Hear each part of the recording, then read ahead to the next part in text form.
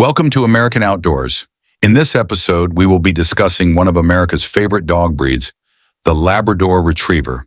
So sit back while we take a deep dive and explore the origins, history, temperament, breeding, and much more.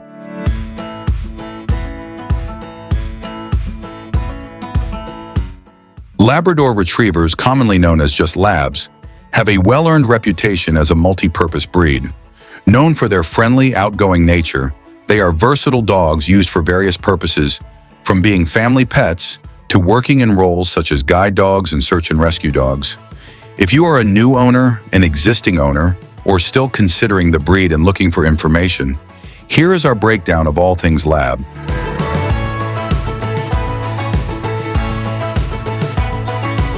Within the Lab breed, there are two distinct body versions.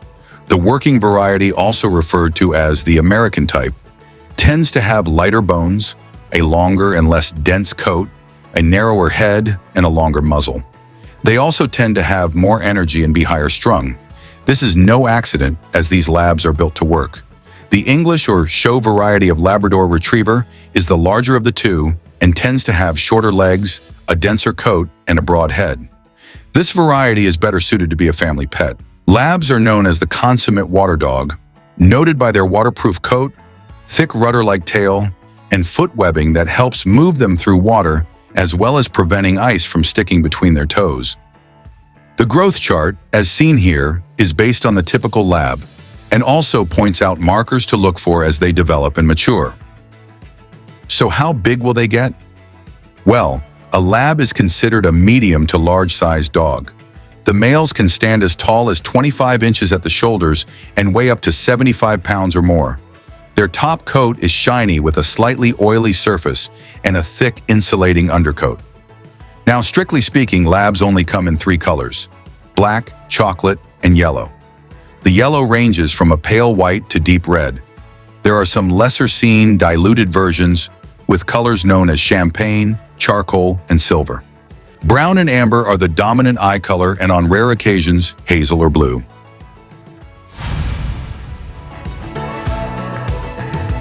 The origins of the breed go back to Newfoundland as an offshoot from a unique and water-loving ancestor, the now extinct St. John's water dog. St. John's water dogs assisted fishermen with retrieving nets and other equipment, and even diving for dropped fish. In the early 1800s, Labs were brought to England, where they were used as gun dogs retrieving ducks and waterfowl. Later, Labrador Retrievers became accomplished sporting dogs, show dogs, and eventually stepped into the role of the fun-loving family companion we know today. They were officially recognized by the American Kennel Club in 1917.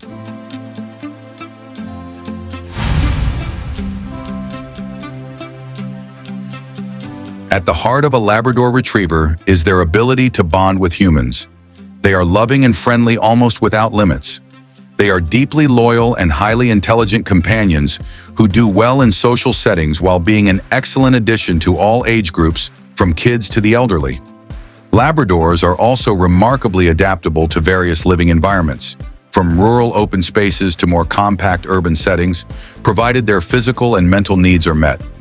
They have a protective nature that is more about ensuring the safety of their owners rather than displaying aggression. They are a prime example of everything a family dog should be. Their quick learning ability and eagerness to please are traits that make them highly trainable.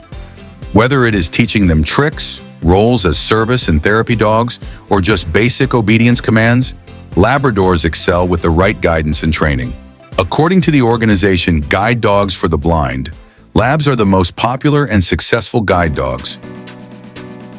Now, when it comes to energy and stamina, you could say that Labs are in no short supply of either. They have a high RPM motor and are known as all-day dogs, meaning that it's tough to wear them down. Knowing your Labrador means knowing their daily physical as well as mental requirements. A short trip around the block after work a couple of days a week isn't going to cut it. It is generally recommended that Labs get about 2 hours of exercise each day. Mental stimulation should also not be undervalued. Even the simple act of allowing your Lab to stop and sniff engages their brain, lets them understand and familiarize their surroundings, and provides a calming effect. Learning about other dogs or animals in the area is a way for them to engage with their environment. It will also cause a release of dopamine in your dog's brain, which is a calming agent and a stress reliever. Sniffing is like reading texts for canines.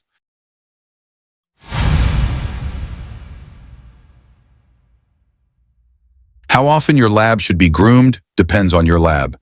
If he has a short coat, then once every several weeks should be fine. A lab with a longer coat or that spends their time primarily outdoors will need it more frequently. Grooming keeps your dog's coat free of debris, fleas, and ticks, and allows you an opportunity to check for any abnormalities. It will also cut down on the shedding and maintain a shiny coat. Most of the time, they can simply be rinsed off with warm water. Hypoallergenic soaps are fine when required on a really dirty dog if used sparingly, so as to avoid removing too much of the essential oils on their coat. Nail clipping, as well as toothbrushing, should be started when they are pups to get them used to the routine. Their ears should be checked and cleaned periodically with a veterinary-approved cleaner and cotton balls.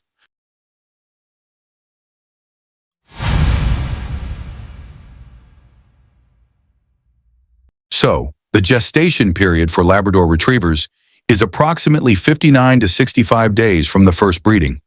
If your Labrador Retriever has not delivered by day 67, it's critical to have a veterinarian see her. The average Labrador Retriever pregnancy results in around 8 puppies. The average lifespan for a lab is 12 to 13 years. It is important not to try and attempt to breed a female lab until she has completed at least 1, if not 2, heat cycles. This is to ensure that she has matured and her organs are fully developed. She will be the most fertile between the years of 2 and 5. Labrador puppies are born blind and deaf and will depend solely on their sense of smell for guidance during the first few weeks. One of the earliest signs of pregnancy in Labrador Retrievers is a change in behavior.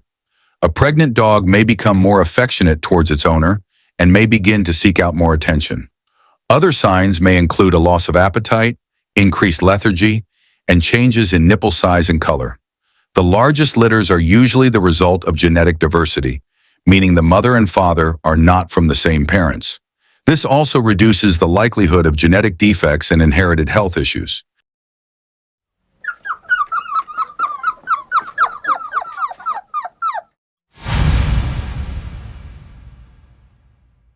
When compared to many other medium to large-sized dogs, Labradors don't have as many health issues to be concerned about.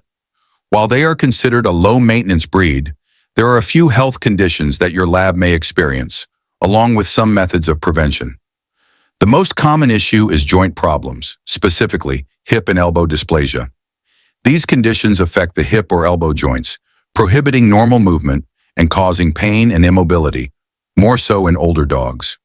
While dysplasia isn't entirely preventable, its effects are lessened when your dog maintains a healthy weight, has a quality diet, and engages in low-impact exercise, such as swimming.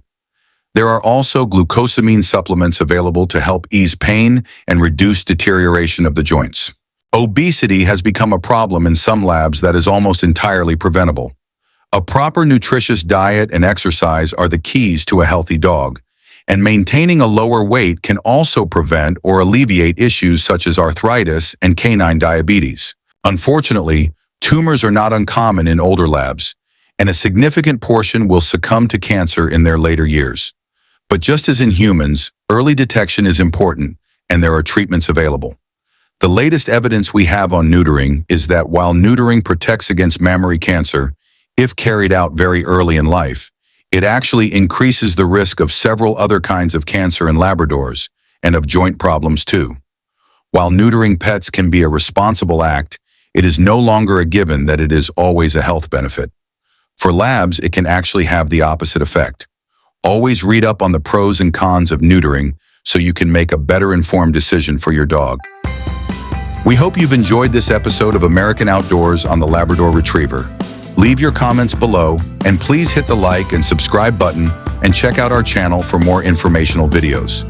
You can also find us on Twitter, Facebook, and Pinterest. We'll see you again soon.